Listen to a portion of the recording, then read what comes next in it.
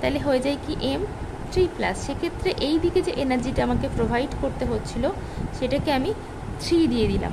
এই successive ionisation এনার্জিটা এই কারণে লিখলাম, এই রকম যদি হয়, যদি মানে এই স্পিসিসগুলো, এই অ্যাটম যদি সেম থাকে, মানে যেমন ধরুন এখানে নাইট্রোজেন, এখানেও নাইট্রোজেন, এখানেও নাইট্রোজেন, নাইট্রোজেনের ক্ষেত্রে যদি এরকম হয়, কিংবা কোনো মেটাল যদি সেম থাকে, তাহলে তার সাকসেসিভ মানে পরস্পর ইলেকট্রন বেরিয়ে যাওয়া, সেটাকেই তো সাকসেসিভ বলে। তাহলে সাকসেসিভ আয়োনাইজেশন এনার্জি একটা নির্দিষ্ট ট্রেন্ড ফলো করে। কি ট্রেন্ড ফলো করে? তারা কিন্তু পরস্পর কিন্তু বাড়তে থাকে, পরস্পর তারা কিন্তু বাড়তে থাকে। এটা স্বাভাবিক ব্যাপার।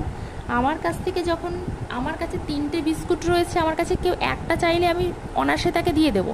তারপরে আরও একটা চাইতে গেলে, আমি দিতে গেলে ভাববো একটু, কিংবা একটু আমার কাছ থেকে তাকে টানাটানি করতে হবে।